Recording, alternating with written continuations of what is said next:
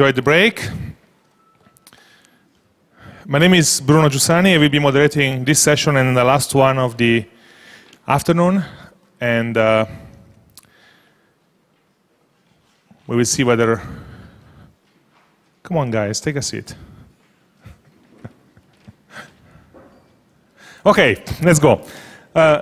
This next session is called Stories. And it's about stories of entrepreneurs, stories of communicators, stories of activists. We have 3 of them, and then a couple of additions from the open stage. We have a French entrepreneur who has been for a long time involved in internet startups, but also in the ancestor of the internet in France, the Minitel.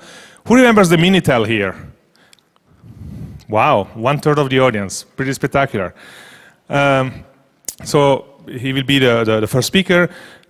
We will have an inventor of one of the major successes of branding and innovation in a sector that was like a commodity sector, coffee. And we will have an activist, a political activist, who will tell us about blogging, gender, and politics in troubled regions. And then we will add a couple of short personal stories from our friends from the open stage. So first speaker here is Rafi Haladjian. And I invite him on stage. Maybe you should get your friend there, which we forgot. So Rafi has been for a long time, as I said, involved in internet and technology companies, including the Minitel ones and so on. And his latest venture produces, well, he grows rabbits. Doesn't grow rabbits like the ones we usually know and pets, but electronic rabbits, like that one. I'm still curious to know why you choose the rabbit form and not, an electronic panda or an electronic iguana or something. But you will tell about that, right? I'm here to tell you that. Okay. So, Rafi Haladjian. Thank you very much.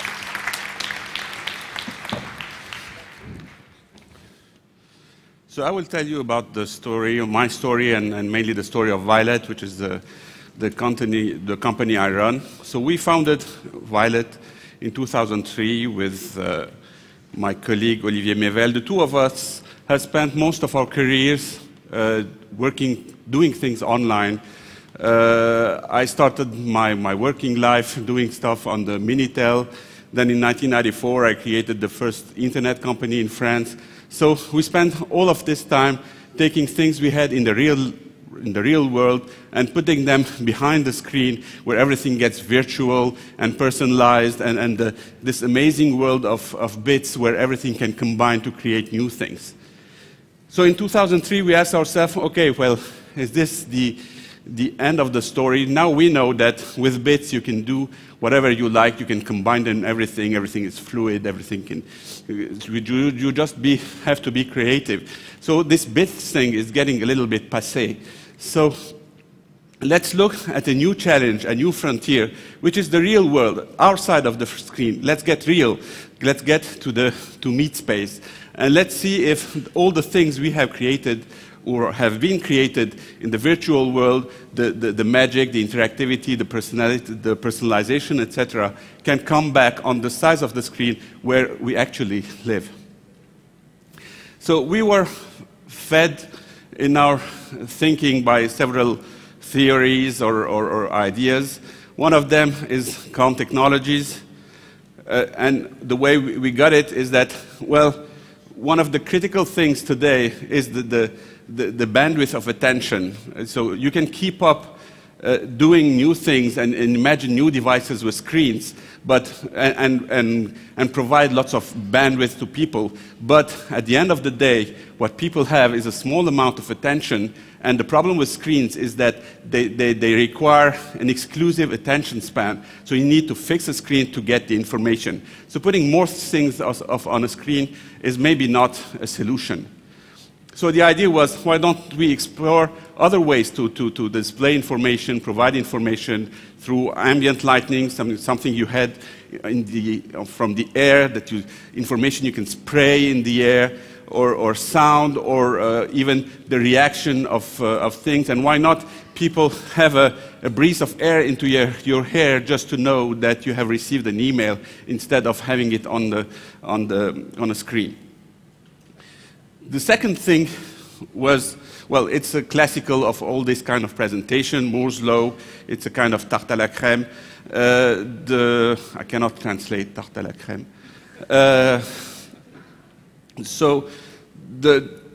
And this translates what I have been doing all my life. In the beginning, sorry, yes. Interrupt. You need to stay there because of the lighting and the cameras. Yes. Thanks. Thank you. So, in the beginning, chips were very expensive, so we could make only a few computers, and once you had a computer, you had to share it with lots of users. You were in a scheme where you had one computer for several users. Then chips became more affordable, so you could make smaller computers and make the PC, and you have a scheme where you had a computer per one user. And today, chips are small, powerful, and cheap enough so that you can embed them in lots of other devices, so you're in a situation where you have one user with several computers. So this is the general wisdom, but what generally we see in this kind of situation is that, okay, we'll have more chips in our iPods and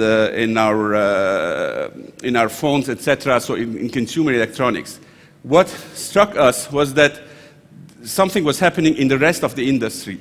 The question was, why do teddy bears speak? What happened so that in 15 years, teddy bears that used to be pure plush suddenly had some kind of chips that made them sing stupid songs? And why do all bathroom scales moved from analog, mechanical, or dumb to the digital version? It is simply that all the makers of all kinds of stuff, and we're not talking about all the makers of electronic stuff, have this problem, which is the obsolescence of what they do. And they have this permanent problem. And when a technology like chips become affordable and cheap enough, they will embed them in their products just for the sake of innovating, because that keeps them alive. So this is not about something just the Googles and the Intels of the world do. This is something that is done from all industries confounded. So if communication technology like Wi-Fi, Bluetooth, or whatever, never mind, become cheap enough, we'll have the communicating version of all these objects. So we already have IBM have already made a proto of the Wi-Fi bathroom scale, and there is not yet a communicating teddy bear, but it makes sense to make a communicating teddy bear, since that teddy bear could sing all the songs of the world. It can download them from the net, so it makes sense it really adds value to that teddy bear.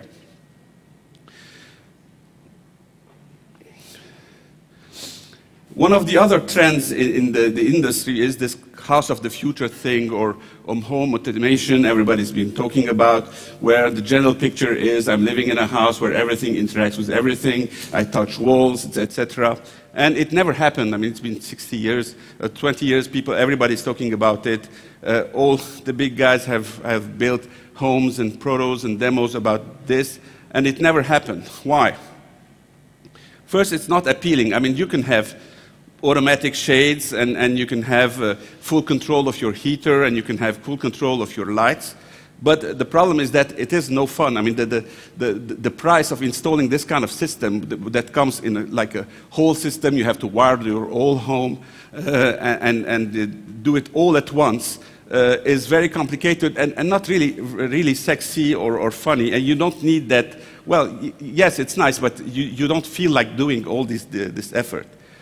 Other things are that they're all use proprietary technologies, they are complex to set up, and moreover, people feel that they will be losing the control of their objects and that they will start being strangers in their own home.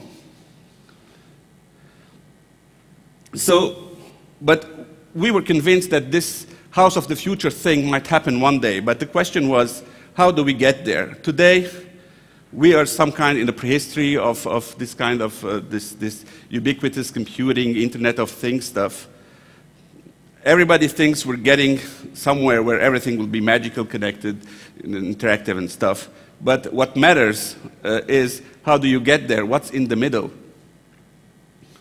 So this is how we built Violet's strategy, which is, well, start doing cheap stuff, stuff people can decide to buy just once, make just simple buying decisions for something that costs between $20 and $200. Don't make it too useful, because useful stuff are boring. And so if you can mix the fun factors, useful factors, and moreover the ability to interact with other people, these are more potent drivers than just mere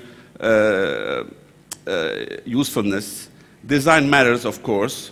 You have to make it simple. It doesn't have to look like technology. You need to use open standards. You don't have to reinvent a complete old world. The internet has brought us a lot of standards. Let's use them. There are lots of content out there. Let's use them. This is not a new island we're building. We're just expanding the internet to objects. And you have to put the user in the middle, empower him, and give them control and a sense of control of what he's doing. And the most important thing was that you don't think you can do everything. Don't think you are God. Open the thing to the community. This is a Darwinian world. The only way you can find new users is to let everybody try things, and trial and error is the better way to find new stuff in this area. Especially that what is concerned is our everyday life, and who am I to imagine what your life should be. So we started by making a very first product, which was called the Dahl lamp, which was a rather expensive lamp. The idea was more to show on other industries that what you could do with internet-connected objects. So the lamp was connected to the internet on a permanent Wi-Fi connection. It changed light depending on the traffic on the Paris peripherique. On the weather, depending on the weather, etc. And we added a nice feature, which was that when you send an SMS to the lamp with "I love you" in it, the lamp will turn red and start pulsating. And this was what people liked most, the fact that they could influence the ambience of the room where people are sitting at a distance. It's like sending flowers, and flowers are a kind of fireworks of light into the room. And so from the experience we got from the Dahl lamp, we decided to go more, to launch the thing on a larger scale, because the Dahl lamp was something more of a proof of concept. And we thought that the only way to prove that there was actually something, that there was a place for communicating object, or a new era for objects, was to launch something on a more consumer basis with lots of visibility. And this is why we launched Navistack in 2005, the first version of Navistack. And then at the end of 2006, we launched Navistack Tag.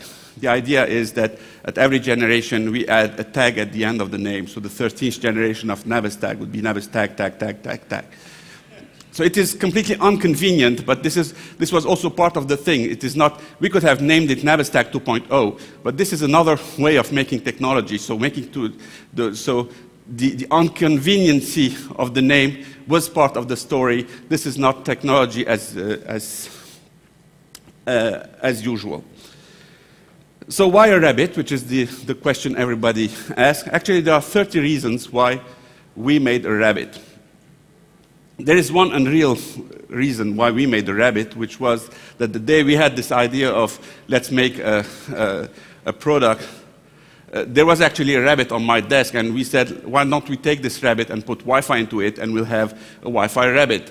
And Wi-Fi rabbit sounded great as an idea, so it came really randomly. But when we gave it a second thought, the thing was that what we wanted to do was not to show that there was yet another gizmo, yet another gadget, but just to make a statement at the same time as we were launching this product.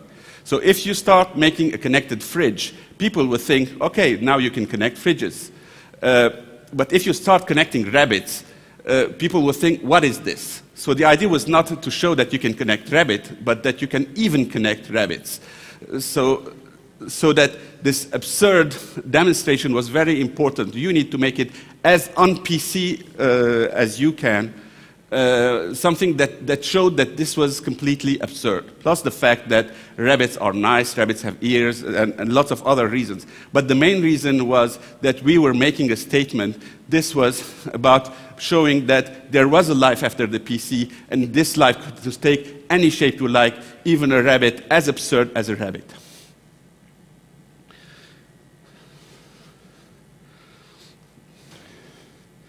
So what is Navistack, for those of you who don't know? It's a very simple thing. I mean, it's not rocket science. We don't claim to have made a technological breakthrough by doing Navistack. The thing is that it's a nice-looking rabbit. It does very few basic things. It has light on his chest that can display information in color code. He can speak. He can play music. You can send him MP3 files. He will read them. He reads, so he can, he can translate into speech any written text. He moves his ears. He can hear you. His belly button is actually a microphone, so you can ask him to do things just by speech. And he can detect other objects because his nose is an RFID tag reader, so he can smell things, kind of. So these are the basic things that Navistack does. So you can do with Navistack all the things that require ear movements, lights on the belly, and sound. So Navistack is a dumb object. It is connected to a server. So all the things that,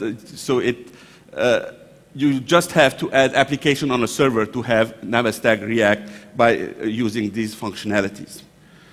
So what it is used for generally is to give short reports, to have Navistack giving weather report and stock exchange information.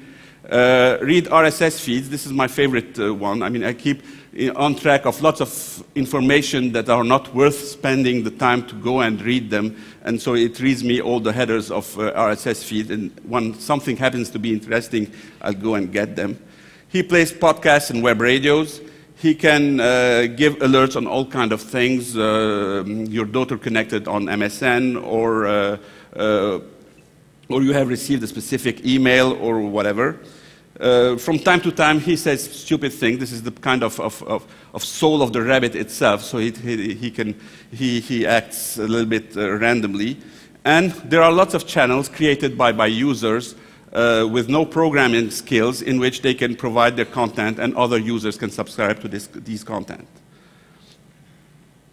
One of the things we discovered by doing Navistack was that there was really a meaning for making these ambient information device.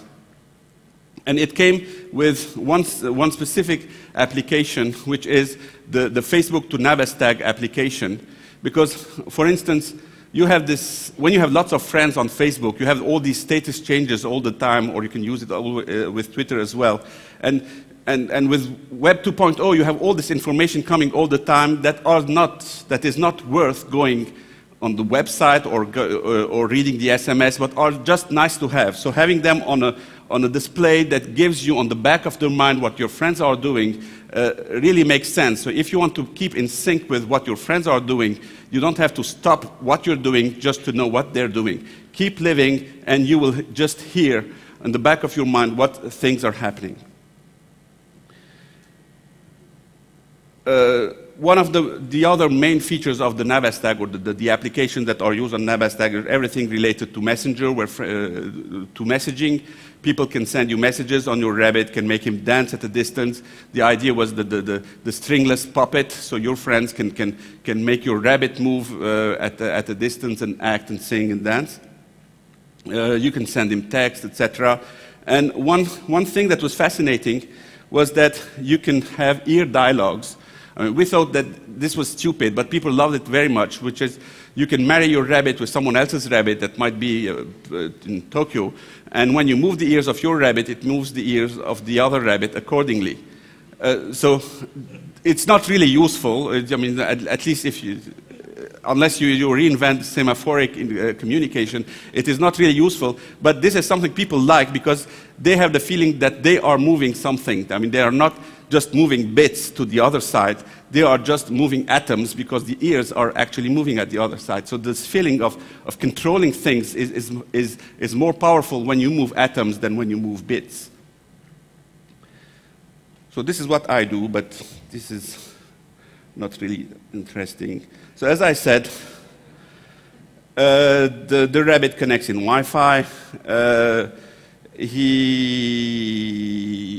He just checks on the server every few seconds if he has something to do. So everything is online, either on our servers or of the servers of people who develop applications for the rabbit. And when there's something to do, the rabbit just do it. So the rabbit was our first stage, but the purpose of Violet was not just to make rabbits. The rabbits was just this first statement of, come on guys, let's connect everything. So the second stage started for us at last Christmas, where in France we launched a joint offer with Gallimard Jeunesse of a children's book with an RFID tag. The application is very, very simple. You just, the kid has just have to show the book to the rabbit, and the rabbit will start reading the book to the kid. When he is bored, he just have to push the button on the head of the rabbit. It stops. It puts an automatic bookmark on this book, and so that the next time he resumes reading from where he has stopped, you can go forward, backwards in the story by moving the ears of the rabbit. So it's a cute, nice application, and what we liked about it is that at least RFID was getting to consumers. For a consumer application, this was not about logistics, security, identification, but a nice application, and moreover, intended to kids to 3 to 6 years old. And that RFID was not a future application, that you can today make applications using RFID and sell them at places like Carrefour, Auchan, and Fnac. So it is really mass market product. But the more interesting behind this special thing we have done with Gallimard was that before this, the idea for, let's say, publishers was that the future of books was to become something electronic, either a file on a reading device or a CD-ROM for a time or something online. So all things that don't look as a book. So the future of books was that the book had to die to be reborn in another shape. But all the makers of books have this problem that they know how to do books. Books are a nice thing. They are cheap. They don't consume power. They have a nice navigation way, this thing. So why do you have to kill books just for the sake of making them interactive? So at least with this, we start to explore a new way where objects don't have to turn into digital things and disappear and to be put into a computer or a mobile phone or whatever, but they can stand what they are, physical things with all their economics of production, with existing stuff, and at the meantime, they can become interactive products. So the next generation books we're working on today with other publishers, for instance, are going to enable parents to record their own version of the story with their own voice and to share that version with other parents. So you could choose the voice that is going to read the story to your kids. So you have a community building, you have a network building, because what we did with this first book could be comparable with what you get when you have a CD in a book. But you can go much further. You can make real, interactive, 2.0-like, if you like, things with the book. And the book remains a book. I mean, this doesn't kill the book. It just enriches the book, enhances what a book is. So moving forward, we're also going to launch the stamps. Initially, the stamps were planned to be launched before the book, but we had problems of education, and we thought that we need to launch first applications before to do that. The stamps are RFID tags disguised as postal stamps because we like the idea of obsolete image of postal stamps. And the idea is that people can buy these stamps and stick them on their everyday objects and decide what action this is going to trigger.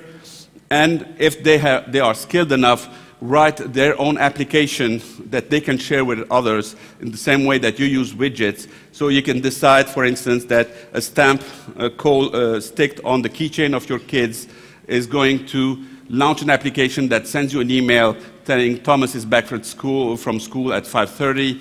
In the meantime, he sings a song from a library to Thomas on on that side. So you get the picture. The idea is you, as a user, decide what RFID tags can do.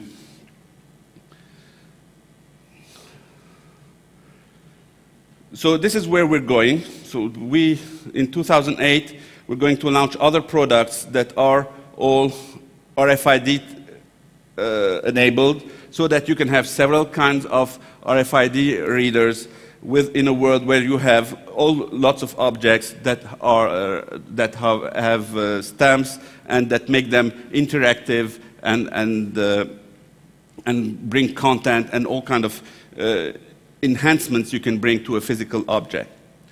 So to come back to what the idea of Violet was, the philosophy of Violet is to connect all things. So today we have a few objects at home that has the honor of being connected. Historically we had the phone and TVs and radios, and then came the computers in the 90s, and today everything is about the mobile phone as the center of the world through which you can get access and the gateway to everything. But that's only 5 objects. So what we mean is all objects. So there's a book called Material World that was done a few years ago where they took pictures of all the stuff people had at home. A few years ago, Kevin Kelly also told us at a conference that one summer he counted the number of stuff they had at home with his daughter, and they came up with 8,000 to 10,000 pieces of stuff at home. So of this 10,000, only 5 are connected today to a network. So our purpose at Violet is to connect the remaining 9,995 objects. So our strategy is very simple. First, connect rabbits. Second, connect everything else. Thank you.